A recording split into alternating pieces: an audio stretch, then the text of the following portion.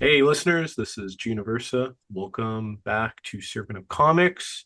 Today we're talking X-Men 97, Season 2. And to talk about this, I have a very good friend of mine. He's a friend of the show. He does a YouTube channel called Taste. Welcome back to Servant of Comics, Joe Jurado. How you doing? Doing well. Glad to be here. Glad to talk some X-Men today. Yes, the X-Men are a topic because we used to work together that we of all the comics, I think I'd always like ask you about because I've kind of fallen off a little bit, and you're still going strong on the Yeah, ongoing too.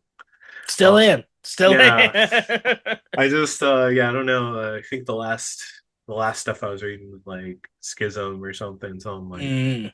too too far gone for X-Men, but I needed a X-Men expert and someone that is really well versed in the topic, so it's good to have you back to talk about X-Men.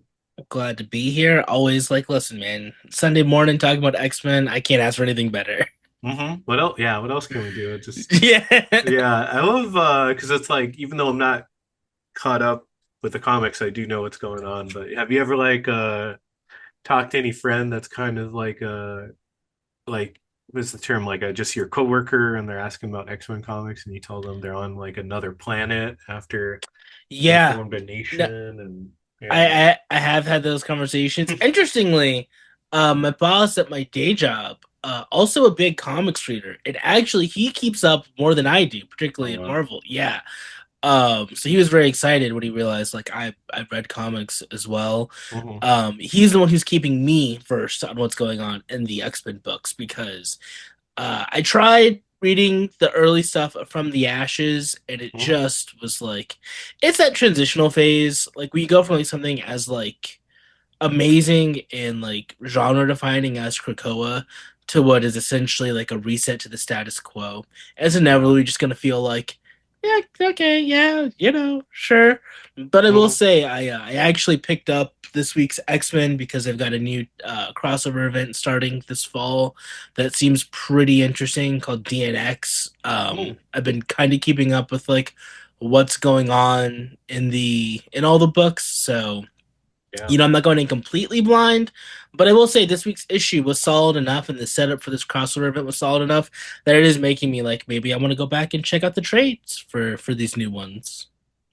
Yeah, I mean, there's a lot to catch up to. Maybe I should do that. Yeah, But it's like at least it feels like it was always at least interesting, even when the company mandates were trying to downplay them and everything. yeah, yeah. No, Yeah. it really was that 2013 to 2018 era. Oof, that was rough.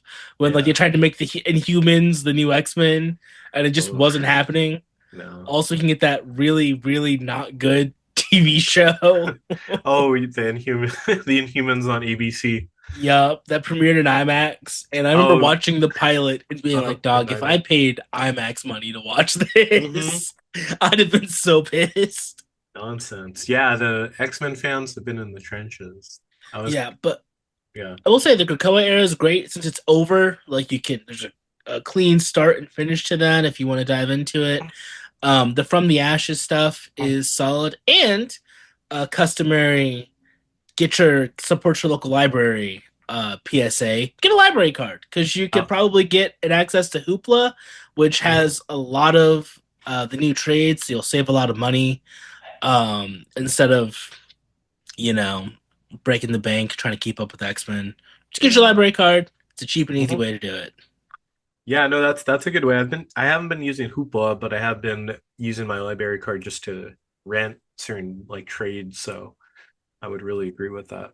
Yeah, no, you'd be surprised how many comics they have at your local library. I got through a good chunk of the 2015 to 2020 era Star Wars comics just from my local library because they had all of them.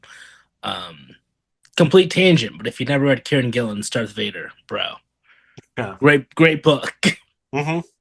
Yeah, I heard good things. Heard good things. But for X-Men, I just added this because of the last 2 days, there's been a lot of X-Men news. Yes, sure has. Sure So has. yeah, so if we're talking X-Men 97, we have to talk about the MCU X-Men, which they announced the cast. Just to do a quick rundown: Adam Driver as Mr. Sinister, Samara Weaving as White Queen, obviously Sadie Sink as Jean Grey, the actress from Obsession, Indy. Oh, I'm gonna, how do you say it? Navarette, I want to say. Navarette. Yeah, she's Rogue, and then Cyclops. I don't want to mess up his name either. I'm looking this up really quickly. Kid Connor as Cyclops, and then damn, what's that? The guy from the My Wolf, Christopher Abbott Chris as Evans. Professor X, and Yeah. then Maya Boyd as Storm, who I will admit Yes. I'm not familiar with, but I heard she was great on Broadway. Oh, okay. Yeah. Well, yeah, no, great casting all around. Very interesting set of characters too. Well, I don't know if they have announced everyone, but it seems very because I think a lot of people thought that we were going to get the original five X-Men. It Yeah. seemed like that, but it seems like it's more like this lineup is very reminiscent of the '90s X-Men. Yeah, like 90s, 2000s. I know the director Drake Schreier was saying he was reading Grant Morrison's new X-Men run, Hmm. which I'm very interested to see how they're going to do that, especially since Deadpool and Wolverine introduced Cassandra Nova, who was Hmm. a very integral part to those books. But yeah, I like the casting a lot. Christopher Abbott as Professor X, that was Yeah. inspired. Um, I was telling my buds because like they weren't really familiar with his work, and I was like, he's done a bunch of indie stuff that I dug, but also he was like the one part of Craven the Hunter that I liked. Oh, Like he was the one guy I was just like, oh, he knows what movie he's in, and he's crushing it. he was Paladin, right? Yeah, like the fucking with freeze time, basically. Yeah. Yeah, like he was the one dude where I was just like, man, I really wish he was in a good superhero movie because I would love to see him like play Oh, around. So I'm hoping that we get our wish with X-Men. yeah, I hope so. It was like we're just in a good movie too, because he was in The Wolfman, he was in Yeah, Dragon, a lot of yeah. His more thinkers. his more commercial choices have been interesting. Um, so yeah, I'm really excited for that. Also, it just seems like we're doing some Hellfire Club stuff with Emma Frost and Mr. Sinister. So I'm really excited for that. I'm not mad that we're breaking away from like Magneto and the Brotherhood of Evil. Yeah. Um, I was gonna say Wolverine too.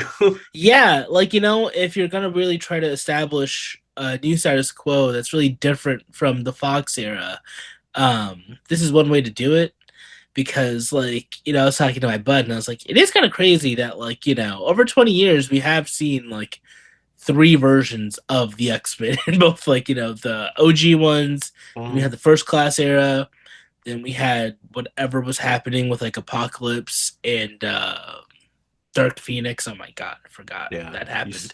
you saw the Phoenix Saga twice. Yeah, we're probably gonna see it a third time.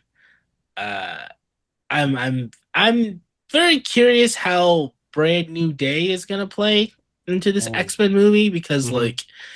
while both being a really good Spider-Man movie, it did introduce some real serious, mutant stuff, not just with spoilers at this point. I think Yeah, everyone's good, but with Jean Grey and also the inhibitor chip, yeah.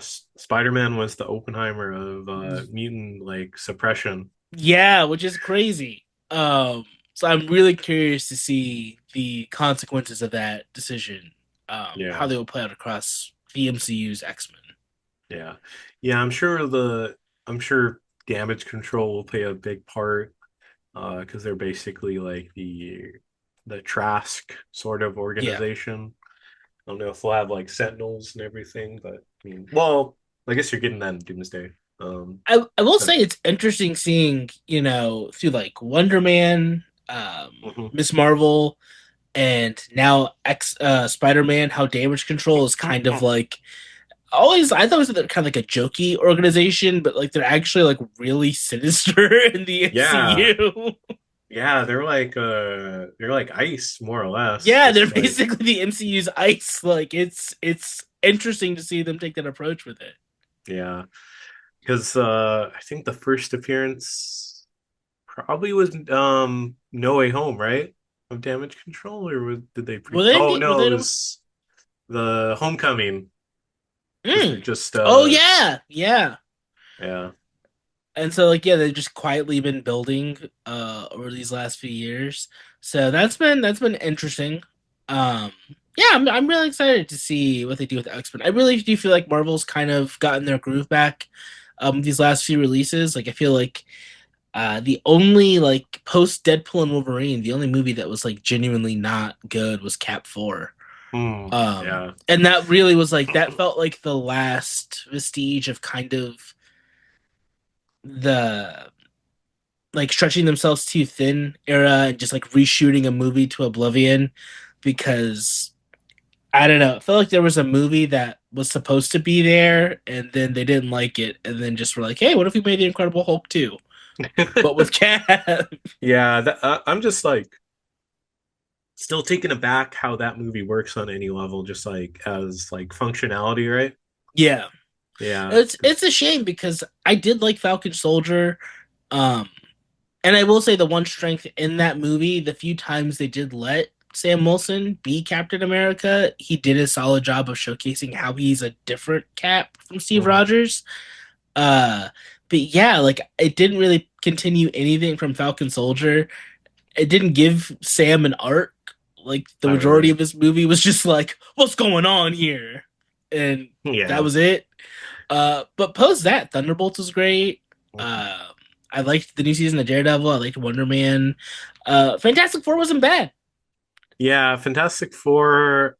I really enjoyed just seeing like Galactus, but I feel like the better movie is probably Thunderbolts now. Oh yeah, easily, easily. Like I would give Thunderbolts like a 4 out of 5 and Fantastic Four a 3 out of 5. Yeah. But like, listen, we went through an era of like Love and Thunder and Cap 4 and Uh-huh. Quantumania. So like Fantastic Four just being solid, I can live with that. Yeah, at least it wasn't a dud. I was like, I used to Yeah. joke when people were always putting out that I think it was the dude Peyton Reed's Mm. Fantastic Four idea of like they're in the 60s and they time travel. I'm like, oh, I don't like this, but having them in like a parallel Earth in Yeah. futuristic 60s, now that's actually a good idea.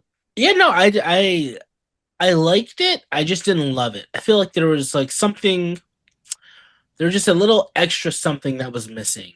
Hmm. Um, I think it just took a while to find its groove. Like it wasn't until like Reed was talking to Franklin, like about how like there's something wrong with him, where it's just like, okay, that's Reed. Or when he's going to like freaking Sue, and he's like, every day I'm thinking of the worst possible scenario, and it's my job to fix it. That's where it's just Hmm. like, okay, yeah, no, that's the guy. You got it. Yeah, Um, so very very Jonathan Hickman, but yeah, yeah, yeah, yeah. I think this film has a lot of good things teed up for it, especially the cast for X-Men yeah. and then the director. Yeah, I mean Thunderbolts is great, so I'm really curious to see how he handles X-Men because I just rewatched Thunderbolts last Mm-hmm. week. Um and I feel like it actually is a pretty good companion piece to Brand New Day because they kind of share a lot of like, thematic similarities. Mm-hmm. A lot And about depression. yeah, and so rewatching it, I was just like, man, I'm really excited to see how he handles, X-Men Yeah. going from, people who just punch and shoot to full tilt mutants. Yeah. Yeah, I'm very excited. Yeah, because it's an interesting power set and everything. Yeah. Yeah. So yeah, needed to talk about that before we talk about X-Men 97, which I guess we could full on get into. So it dropped last month after waiting 2 years since the last one, and it was kind of like a release date was up in the air a little bit. Finally got to see it. And for the first half of the season, I was enjoying it. But did your expectations going in, how did they feel? I know we won't get into too much, but there was a lot going on behind the scenes. Um, yeah, we had to wait 2 years. Was there any sort of also you watch this as a kid, as a cartoon, any like general sort of expectations you had for the season? Well, I really liked the first season. Yeah. It caught me off guard because again, it came out kind of in that era of just pure Marvel mid. So like I will Yeah. say season one, I had very low expectations. I was just like, this seems like another nostalgia grab. Like I'm gonna watch it because I'm not heartless and I love the X-Men. And I was pleasantly surprised by how like consistently good X-Men Hmm. 97 season one was. Like every episode just felt like banger after banger after banger. Um and so I did. It was season two. I did actually go into it with some higher expectations because of the quality set in season one. I know there was, um, some behind the scenes turmoil, but I Hmm. also knew that like they were fairly deep into the writing and production process of season two by the time Yeah. season one came out. So I didn't think it was gonna have like too much impact on the quality of the storytelling, though the former showrunner has come out and talked about some of the things that he did different. So Hmm. who Yeah, it really, knows? yeah, it seemed like it deviated probably around like the last couple episodes. Like, Yeah, I feel yeah. like episodes one through four very much were like in that season one pocket, and then the back half of the season might be where the new showrunner stuff came in because like the first four episodes felt, while episodic, fairly serialized in Hmm. terms of, what they were dealing with and where they were getting to. But then, like, I don't know, I feel like five, six, seven, eight, and nine were all kind of just disjointed. Yeah. Things that made me pop in the first, like, was it episode two where they had the X Force take over the intro to the show? Did that, like, yeah, and so like I was geeking out on X Force and X Factor. I love both those teams in the books, so getting to see all of them early on was cool. But I do think introducing X Force and X Factor wound up being a hindrance in the back half of the season because they just had too many Yeah. plot points to juggle. Yeah, it was too many pollens, and then I felt like they jumped around a lot to where I wasn't clear on what was the status of the X-Men, the main team, because they they're they're traveling through time. They're all in different points in time. They travel back. The X-Men are outlawed. Then we go to like Wolverine, but Wolverine's still like kind of operating like if like nothing happened, but like does it takes like two episodes or something to find out that they're all like still in the mansion, right? They're just Yeah, not doing anything. And I was like really confused by that because like almost if the episode order, like maybe this episode was originally supposed to come in sooner, or yeah. yeah, I think it really would have helped if they could have at least gone to 13 episodes instead of just nine. Hmm. um, because they were trying to cover a lot of narrative ground in such a compact amount of time, especially because these were nine, like 25 to 30-minute episodes. It's not even like full hour longs. Yeah. Um, I would like, my big critique of the streaming era, and I don't think this is a particularly hot take, is just that season counts are too short. Like, Yeah. you really can't. It's like, and you felt it in this season particularly because I feel like the first season wasn't that like 10 episodes. It was Um, 10. Yeah. and like that one, I felt like it moved like a bullet, but it still like there was A to B to C to D, whereas like episodes like one through four kind of like A to B to C, and then like episode five we're jumping to E, and then episode six we're going back to D, and then episode Yeah. seven, okay, now we're at L. I don't know how we got here, but I'll rock with it. Um, like if Apocalypse is your overarching threat, I feel like he should have had more to do as opposed to like piecing out in episode four and then now he's the big bad in the final Yeah. episode, and then we He's got, yeah, he stumbles in back into the plot after stumbling out. and is like defeated so handily, like fairly quickly, Yeah, which I it's didn't like. no, yeah, we'll get into that towards the end, but I liked what they did with Apocalypse at the very start. Yeah, I guess it's a retcon, right? Like, because there's nothing in the original series that like indicates anything about his origin, right? More Yeah. or less. Okay.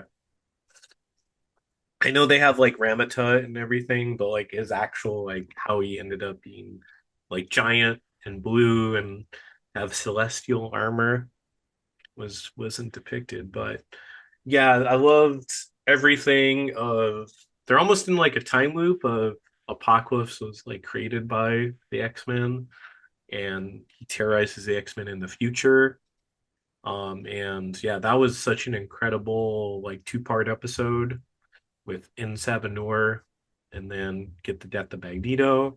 Let's talk about that because yeah, that was I think the height of the show, and it was like midway through Yeah, no, because like downhill. I watched the first three Yeah, and it took me a beat to watch episode four, but everyone was like, bro, you need to watch episode four. yeah. And yeah, I mean that was definitely the peak. They didn't really get back to it. Um, it's comics. So like Magneto's dead, but is he really? I've read that guy dying so many Mm-hmm. times. Like and coming back. So, like in Krakoa, he died even when the resurrection protocols were off and somehow still got back to it. So, Well, I think that the speculation was when Professor X reaches him through his helmet, like the little crack, you might have like a mind meld yeah. from Wrath of Khan sort of thing. So that could be a way to bring him back. I mean, I don't want to get more into it as we get through the season, but like, even Gambit coming back this season in some really convoluted ways. You're just kind of like, yeah, like Magneto is dead, but is he really? Yeah, it's just comics. Yeah, it's Yeah. just comics. Everyone comes back. Yeah. But it wasn't, but in the moment, it was impactful. Hmm. Especially Charles's reaction, and especially just kind of the way he's like rerunning it in the danger room. Two Yeah, episodes later, like I did think that was great. Um, the little bit of King we saw was fun. yeah. Voiced by the guy. Damn it, I forgot his name, Hmm. but he plays Q in Star Trek. Okay, that tracks. That's Yeah, that very was on brand. Yeah, great casting. Yeah, well, I think it's like on brand of was it in the animated shows in the 90s, the Star Trek Next Generation cast was all over, right? yeah. Gargoyles had like Oh yeah. everyone. Jonathan Frakes was He what's his name? was The villain, right? Xanatos. Yeah, Xanatos. yeah, Good job. man. Yeah, it was good. I still feel like the animation style takes me out of it occasionally. I think it's the anamorphic, like Okay. I don't know what it is, but like I think maybe because the OG was like full screen on a CRT, like kind Yeah. of anamorphic modern animation style, but with like a 90s haze thrown over it. Hmm. um when shit's really popping, like I feel like there's some episodes strictly in the front where it's like, oh, they put money behind this, but then some of like the beats in the middle episodes, particularly when like none of the action's going on, just was a little staticky. uh so like, and, it's a era of cost cutting, so shortcuts are going to be taken. Like I understand the economic realities of making anything these days, so I'm Yeah. not too like nitpicky on it. It's not like Invincible though. It's not that Yeah, man. level of like cost cutting, Yeah, I thankfully. haven't. I'm not caught up on it. I like watched the first season and I want to say half of season two, but I Mm. have seen like just TikToks or Instagram reels where it's just like Yeah. going from season one to where they're at now, and you're just like, what happened? Yeah, I don't know. You have to ask them because yeah, that's crazy. Some of the cost Yeah, cutting measures. So I don't think X97 got that bad. But there were just yeah, there were a few that particularly in the episode, the Danger Room episode where the Danger Room comes to life, where I it's was like, danger. yeah, Danger's having a moment because she's also in Marvel Tokon Oh, really? fighting Okay. Souls. Yeah. So like I just wrapped up that game last week, like the story mode, and she was like prominent in the Unbreakable X-Men um campaign. Oh, And interesting. then watching this, I was just like, oh, so is Danger gonna be in the movie? Like, why are we making Danger a thing? Yeah, I mean, I think she only appears like in a two storylines or something, right? Yeah, no, I'm not even gonna lie. I did not have much familiarity with her before like the game and then the show. And the show made me like, oh, so she must be like a person that Hmm. does things Yeah. in the Yeah. books at some point. Hmm. Yeah, she's just like really most prominent storyline is like Josh Whedon's Astonishing Mm. X-Men. And then I think she's in like some Avengers comic for like an issue. So Oh wow, so really only I mean, I know Whedon's run is pretty acclaimed. yeah. That's one I did not get to simply because it was like hard to find like an Hmm. affordable trade for a period of time when I started getting back into comics. Um, but it is on my list of things to read. Yeah. Well, I was gonna say, speaking of that, that kind of goes to some of the storylines overall that it felt more episodic than serialized because it goes from like a Josh Whedon storyline to like now adapting the Grant Morrison X-Men. They have the costumes. I Uh was happy to see that. Like, yeah. it did give me some things to nerd out about. Also, like, just them at X Corp Yeah. was fun. I liked the take on that in the Krakoa era, so it was fun seeing X Corp get brought into this. And it also just kind of felt a little like, particularly them sitting around talking about how they're trying to navigate. Reminded me a bit of Kieran Gillen's Uncanny X Men Hmm. when they were like the Extinction Force. I want to say. Um, so I mean, yeah, it definitely was pulling from a lot of influences. Hmm. And yeah, I do think that episodic nature, like, I love X Force, I love X Factor. Maybe spin them off into their own show, like, Yeah, I mean, you you could know, have spin-offs. You could have spin-offs if they're looking for like new shows on Disney Plus and because if you want to like backdoor pilot it, sure, like have an X Force episode, have an X Factor episode, but like, and that's kind of what it felt like. And then they all got roped in to like the finale, and it just hmm. felt like I wasn't mad at the X Factor stuff because I do love Polaris. And I thought she had a pretty solid arc Hmm. this season, like, going from X Factor back to the X-Men, and, basically the struggle she had as a mutant trying to do the right thing in a world without the X-Men. Uh, and I wish that was kind of, if we're gonna do that, I wish there was more time spent in what that status quo looked like. And I think that goes back to just the episode count. Like, we see X Factor's been established and they're rounding up mutants, but we don't really get a feel for like how long the X-Men have been gone Mm. and like how rapidly the world has changed in the wake of their absence. Because also, like, in show, like, they leave at the end of season one, and then by like episode 2 and 4 they're all on their way back, so it's like, you Yeah, know. yeah. It's kind of yeah, it's kind of like it feels very sudden. There isn't really enough to, I think, talk about what happened. Really, just that X Factor episode. Yeah, Yeah, like, honestly, I would have, if I could be armchair showrunner for a sure, yeah. moment, I would have really liked, if X Force, and maybe even, or if X Factor and maybe X Force were like the prominent present day storyline, and then the overarching like story of season two is the X-Men trying to get back to their time period. So by the end of this season, we finally get them back, so we can see like what a world without X-Men looks like.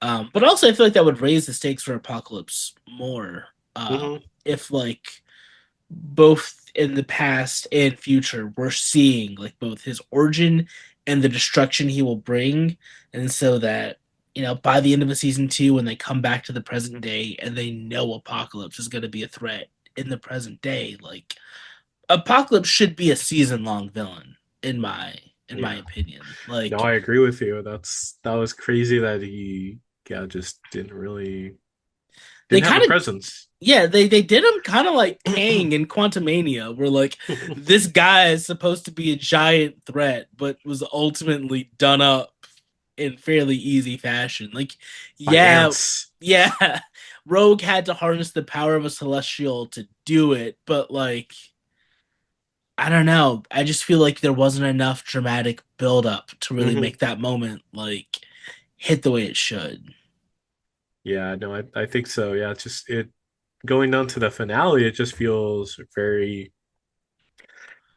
just happens. Yeah, just kind of like it's over. It's done with. There was some drama, and now Nightcrawler is dead. Yeah, and also that's kind of the thing. Like the way season one ended, it left you like you knew what the stakes were going into season two. Like they're displaced in time and they need to go back. I don't really know what season three is gonna be. Like there's the post Yeah. credit scene with Mystique, but is she gonna be like running X Factor now in the guise of Val Cooper? What's going on with Nightcrawler's sacrifice? Like who's gonna be the villain? There's no real Threat. yeah, like there's no real Yeah. like road to where we're going. And like serialized TV doesn't need to end with cliffhangers. You don't need to establish the next threat at the end of this one, but I don't know. I feel like the ending was really abrupt because didn't it just end with like Nightcrawler sacrificing himself and then we cut to credits? Yeah, I think so. There's like a montage and it just shows them uh just I guess like more not mourning, they're just kind of living. Yeah, it just felt so abrupt. Um, it didn't leave you with like that feeling of what are they gonna do next? You're just kind of like, Yeah. okay. Yeah, you're just like, okay, it's cool. Yeah, I mean, yeah, hopefully we don't have to wait 2 years. I know they already announced like season three and four and five, I Oh, guess. and 4 and 5? I think they have like a plan for four and five, but Mm. season three is definitely Yeah, like, I think they said season three is next year. They're trying to avoid. yeah, I Um, think it's like probably in development in terms of like being animated. So, yeah, and I will give Marvel credit. It seems like because Daredevil is on a pretty quick like turnaround. mhm. It sounds like X Men's about to be on a quicker turnaround. So I would hope the era of waiting 2 to 3 years between seasons of TV shows that aren't Andor or House of the Dragon level is going to be Yeah, coming to an end. Because like I can understand it in an Andor or House of the Dragon because you look at yeah, them and you're just like, yeah, no, you made like a 9 hour movie, like effects and yeah, everything. a lot of money on the screen. Yeah, but like some shows, I'm like I don't watch Bridgerton, but I know it's like years between Yeah, seasons, and I'm just like, I know it's a costume drama, but it cannot be that. yeah, it's like, yeah, Like, you can't like, why you give me 2 years? Or it's like you're not Venture Brothers where it's just like yeah, 3 or 4 years in between seasons. I'm like, that's crazy. yeah, like remember when we used to just have 22 seasons, 22 episode seasons year after year? Like X-Files is one of the best looking shows ever made, and they were cranking out 22 episodes every single fall like clockwork. Yeah, one year they did a movie as Yeah, well.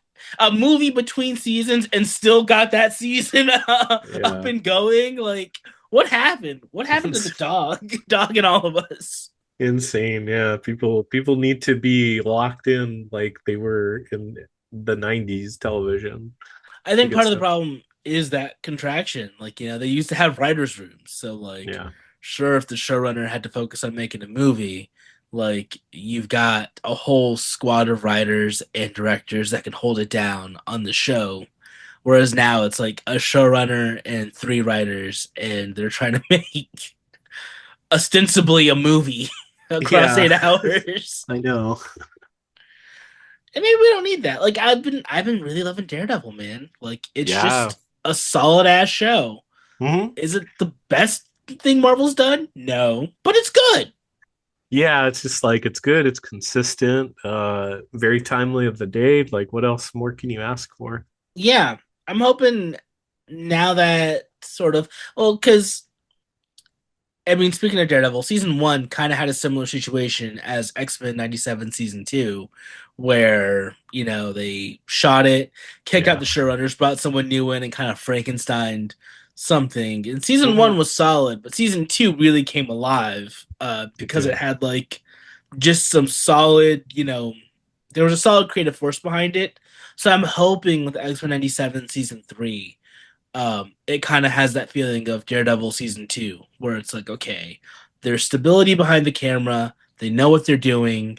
Like we can just kind of move forward and get these out at a quicker pace, and hopefully with a bit more narrative cohesion because there's one Right. voice overseeing it throughout the whole process. Yeah, yeah, I think so. Also, yeah, consistency and then just cohesion because I like season one enough for Daredevil, but you can't do that all the time, Yeah, ideally. But yeah, this for this season, I mean, I think that there were some high highs, but some low lows. Um, some of the highs were even towards the end. The Graydon Creed episode I thought was really well yeah, done for a villain. For I'm trying to remember him a bit from the original show because he's in like a couple of episodes, mm, and he's like a little bit like kind of one note, but they gave him more dimensions of yeah, like being the child of Sabretooth and Mystique would really mess someone up, I would yeah. imagine. I mean, Um you're like the child of two not great mutants, yeah, and terrible then people. terrible people, and then you're a human born from mutants. Yeah. Like, daddy issues gone wild. Right, yeah, and you know, it really explored Nightcrawler and Nightcrawler's like faith and like character like him as a character. Yeah, Because he was I think you know when he was defending him, he was just asking for I wouldn't even say like he was just asking for some sort of empathy to understand like yeah, like of course this guy's like messed up, maybe try to like reform him or something. I don't know. So yeah. I did like that episode a bit. I'm always a fan of Exodus. I was sad he got godded so oh yeah. quickly. He's in one episode. Yeah, It's like um, goodbye. because he was actually pretty fun in the Krakoa comics. Oh yeah. Yeah, So they killed off a lot of people this season. I was like yeah, Maverick. I don't know if there's any Maverick fans. Well, he's not like really a character. Garrison Kane, right? Or what was yeah. his name? Garrison Kane. Uh, but yeah, I was kind of surprised by they really just like, okay, you're dead. You're dead.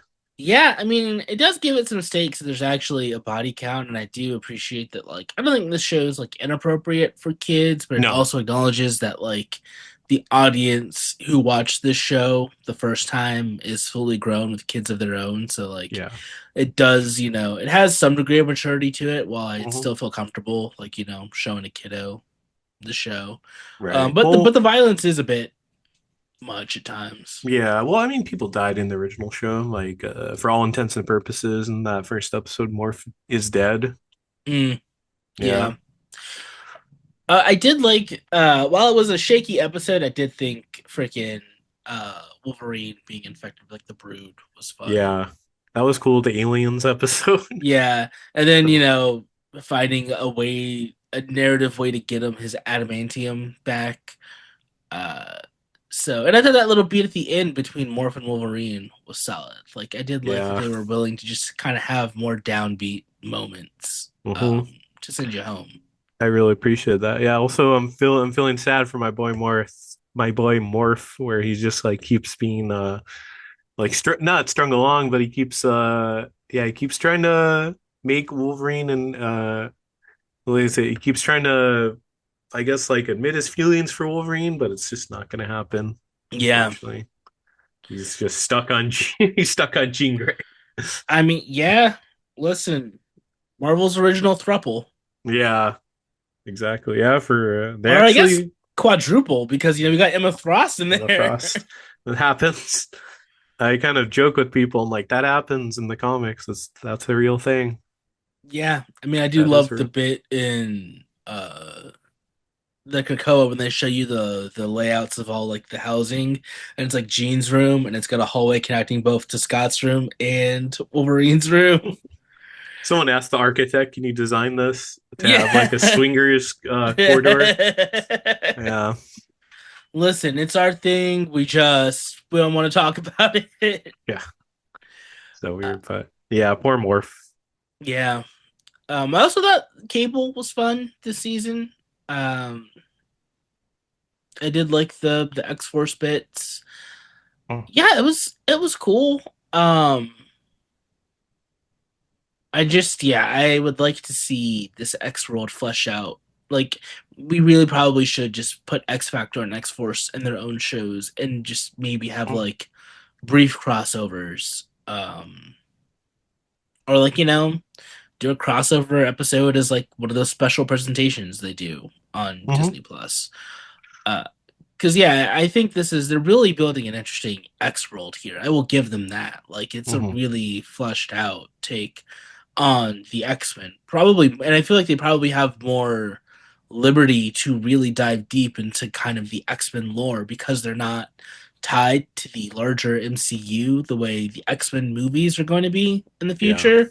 So if X-Men 97 kind of becomes the back door for where we can get some of the more stranger or just deep cut X-Men stories, I'd be all for it. Yeah, it's like honestly Onslaught or Yeah. what else can we get? You already saw Exodus, but I think they have like cameos of like Beak or yeah, some other characters that are more obscure. There was a dupe cameo.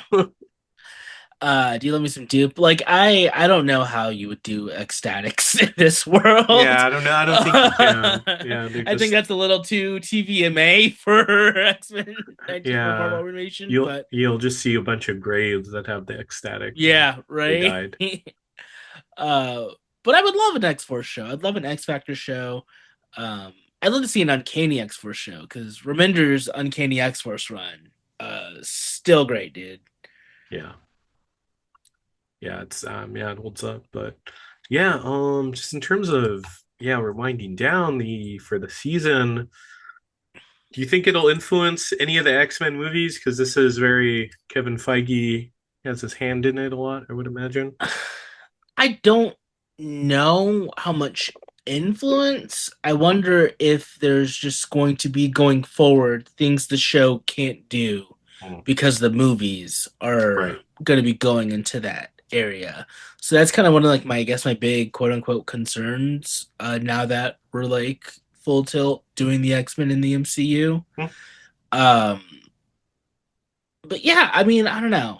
I I feel like they're probably going to encourage X-Men 97 to get weirder yeah. just to still be distinct from where they're going with the movies. Um, I mean, I wouldn't be mad if it just kind of becomes like they're adapting comic book arcs, like straight up. Kind of how they used to do it back in the old show, like with the Dark Phoenix saga and whatnot. So, if we get to that kind of storytelling, I wouldn't be mad at that at all. But I don't know how much influence the show is going to have on what Jake Schreier and all of them are doing. How about you? Yeah. Yeah, I mean, I would think that in terms of characters that they're like spotlighting really would kind of influence what they would, I guess the synergy of sort of the characters being used in the MCU. So like Rogue or like I think like Beast is probably in it. Like Cyclops and just kind of seeing the storylines that they take. If they do like a Mister Sinister episode, I think it might give you some sort of like insight into like how Sinister might be used in the Yeah, MCU. yeah, I wouldn't be surprised about that. Like, particularly if Mister Sinister has a pronounced presence in Yeah. season three. Uh, but yeah, I don't know. I think it'll hopefully still be kind of its own thing. Weirdly, I'm more curious how the X Men movie is going to impact the X Men comics because uh like it X-Men 97 I think came out either shortly before or after the end of the Krakoa era, and Hmm. like the comics like right down to the logos like it's all hammering the 90s like X-Men like the Inglorious X-Force, they have their 90s costumes like Oh, okay. yeah, like no, the comics have leaned heavy into like the X-Men 97 of it all. Hmm. So I'm very curious if like with this casting in the new movies, if we're going to see the X-Men kind of move away from this 90s status quo into something a bit more modern. Yeah, yeah. I mean, well, they're kind of hinting at that with the suits, even though they did have that line last season about Yeah. the black spandex, which was funny. Yeah. But then they ended up in black spandex. So I'm like, Spandex. so like kind of defeats the purpose of that joke. But yeah, I guess with the next season, I'd really like to see the Grant Morrison X-Men storylines because you got Cassandra Nova. You already saw her in the movies. I'd love to see that. I'd love to see I don't know if you can pronounce it right. Zorn. Maybe Mm, that's how Magneto will come back mm. as Zorn. We'll see. Um, maybe Onslaught. I don't know. I think the Onslaught is very you fans either take or leave him because that's such a 90s character, the most 90s character ever, maybe. But I mean, it's X-Men 97, so if we're gonna do the Yeah. most 90s character ever, you might as well do it here. Yeah, might as well. Yeah, and then yeah, we got the Whedon X-Men storylines. You could have I don't know, I forgot his name. The alien was it like Ward, one of the alien characters, or Sword. Mm. Also too, Oh, yeah, I think you know the character I was talking about. yeah. Yeah.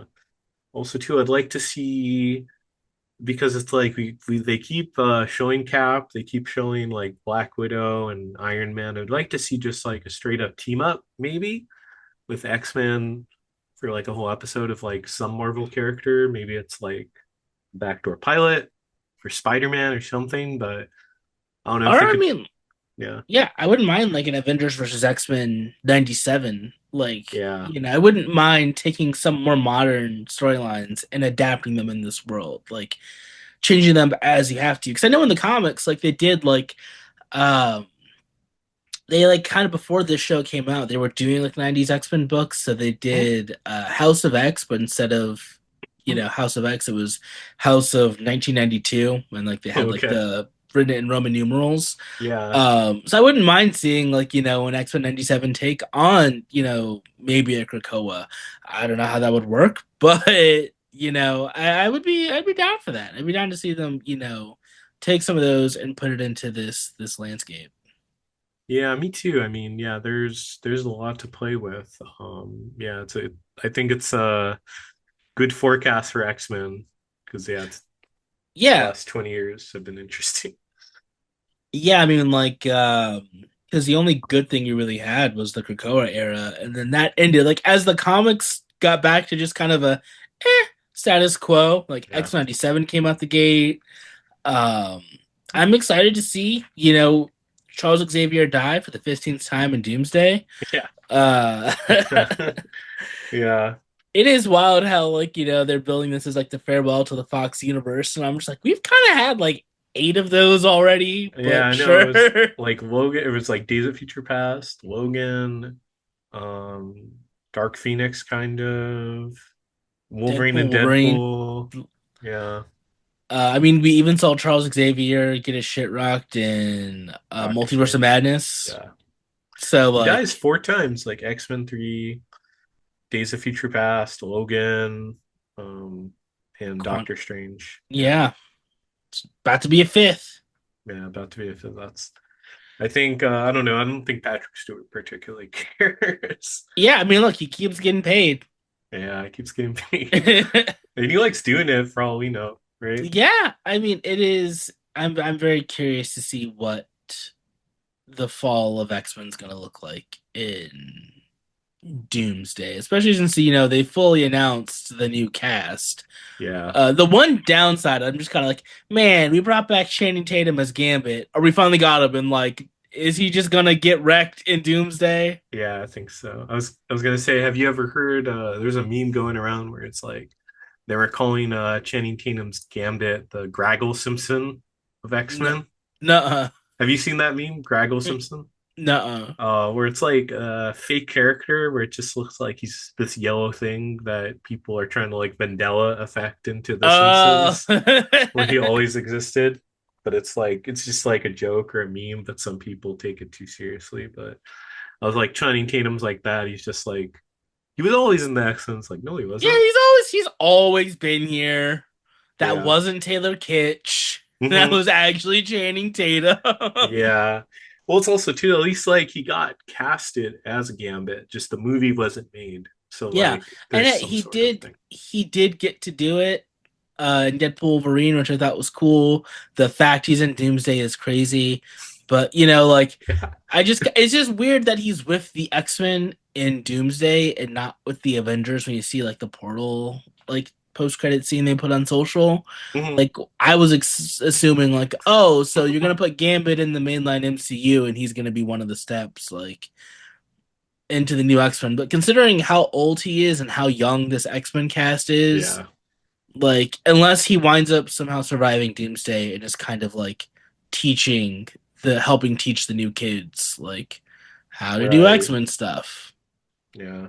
He X-Men could be the Evolution. Wolverine. Yeah, he could be like the X-Men. Wolverine of these new X movies. Yeah. Yeah. I mean, yeah, there's a lot to explore. I think, yeah, with the MCU X-Men, it's cool to have a younger cast, but it's like it raises a lot of questions, like because it's like I don't know, like Hugh Jackman, if they'll ever recast Hugh Jackman as Wolverine, is he Yes, coming that's back? another big one I have. Like what's gonna happen with Wolverine? Yeah. Well, it's like if they just use him again, you won't have the love triangle for good reason. Yeah. But he's because And he's like 65 or something. yeah, Um, I don't know. We gave him a good send off in Logan.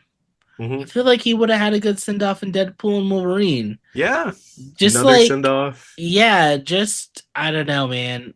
I was ready to like, let go of him in the role. I thought they did a good job justifying it in Deadpool and Wolverine, Yeah, but I'm very curious what Wolverine and Magneto are gonna look like yeah, in the new X-Men for the MCU.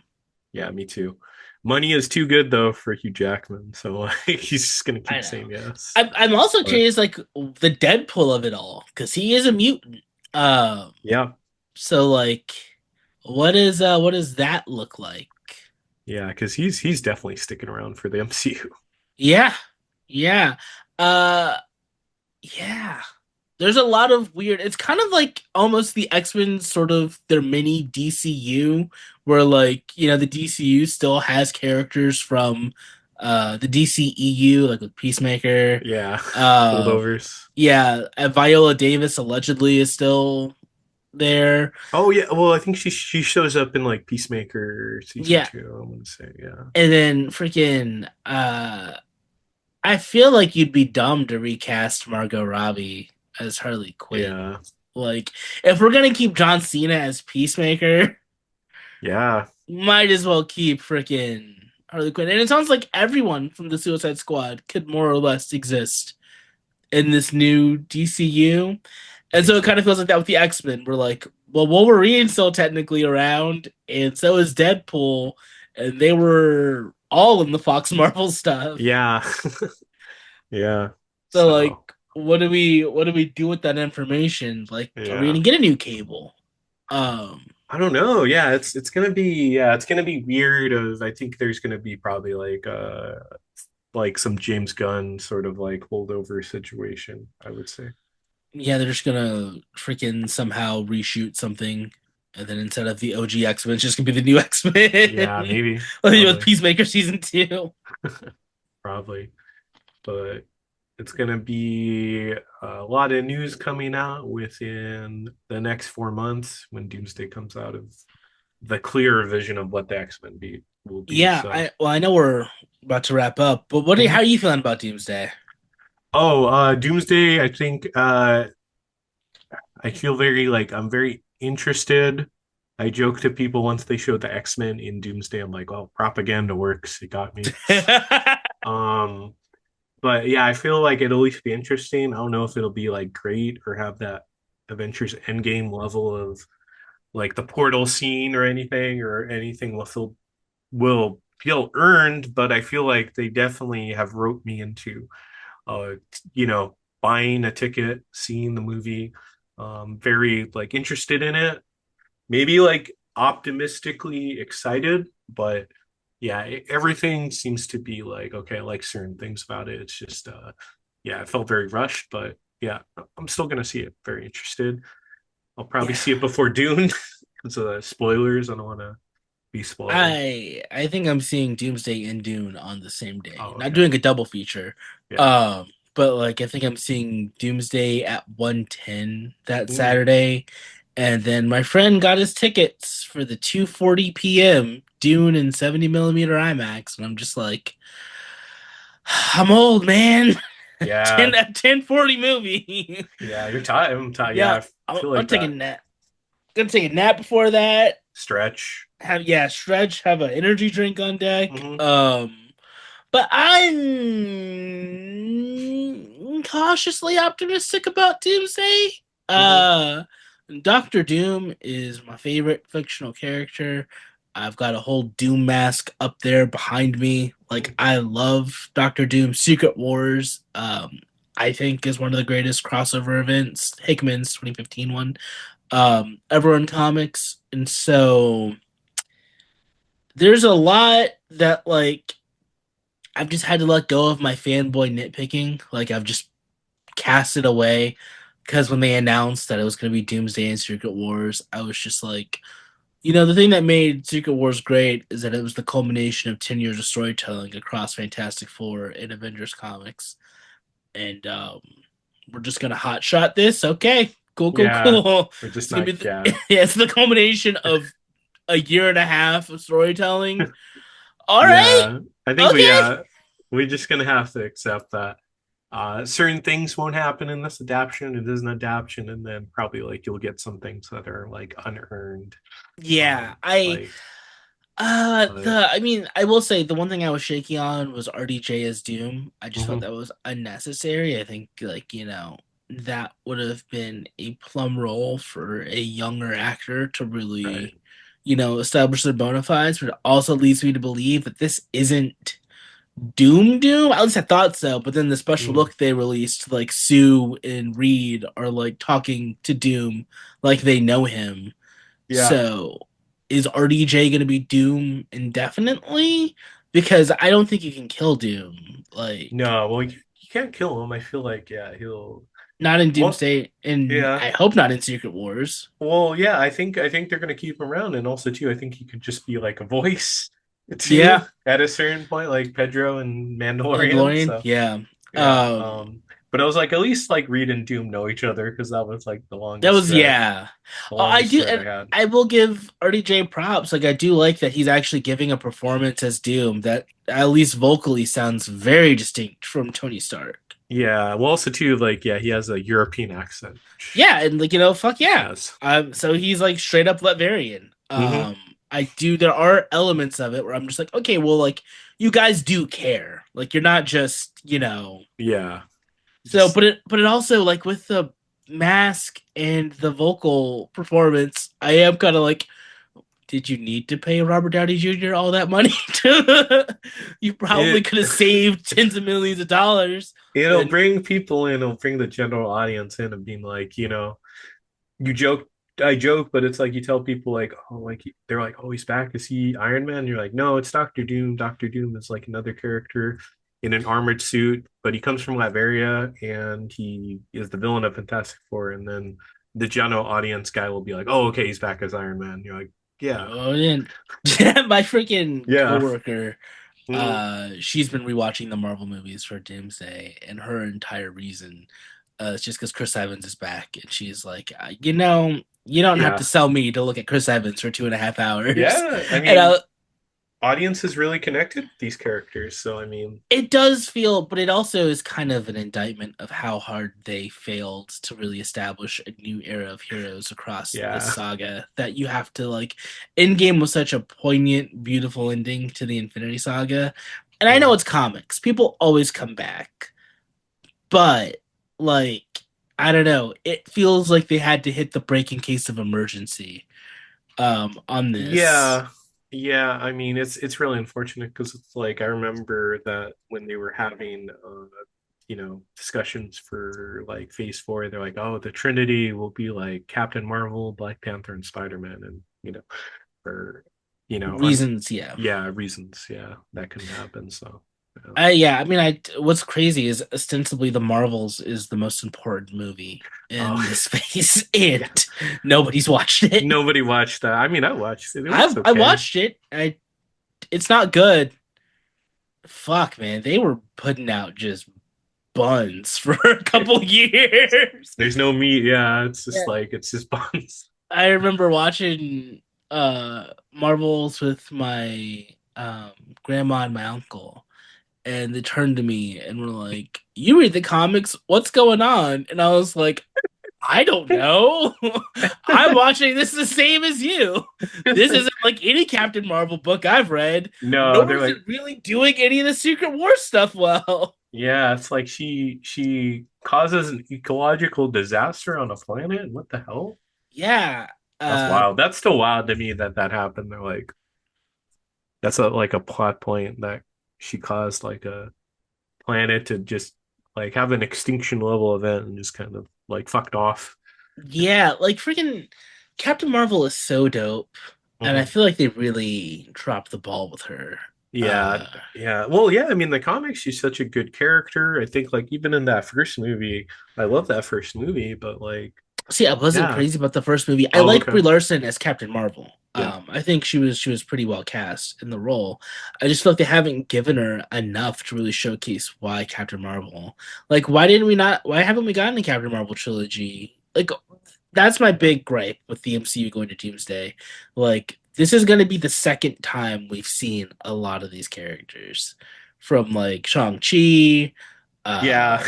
like Yeah, they just kind of like, oh yeah, you're that guy. yeah, it's just like it's crazy because going into Infinity War and Endgame, we built up a connection to everybody, like even Hmm. fucking Ant-Man. Um, Yeah. to now it's like, oh hey, good to see you again, bud. World's Yeah. ending. Yeah. Be like, oh, okay. Yeah, there's that guy. Yeah, But so I mean, look, I'm gonna be sad. I want it to be good. I'm not a hater. I don't enjoy not liking things, especially when they come from, universes I do care about and have historically liked. yeah. So I'm rooting for Doomsday to be good. No, yeah. Especially, coming after I thought Brand New Day was fantastic. I loved it. Yeah. Yeah, dude, that's S tier Spider-Man. Like Yeah. up there with Spider-Man 2 for me. I think Spider-Man 2 still like Yeah. But it's a the little lower. yeah, like but when I was talking to my friends, I was like, there's like this golden like I put like the Spider-Verse movies kind of like as S plus tier. And then like in Hmm. the S tier, like Spider-Man 2 is up there, but Brand New Day is like right below it because I'd put it over just about like every other Spider-Man movie but Spider-Man 2. Live Yeah. action. Yeah. Yeah. I think so. But yeah, we'll see with Doomsday, but at least we'll have X-Men. At least we got X-Men. Yeah. And I hope season three's a market improvement over two, which was good, not great. I think so. I think so. But yeah, Joe, this was I guess uh such a great discussion. No, it was a great discussion, excuse me, but I guess we're out of time is what I was trying to say. But yeah, love to have you back to talk X-Men.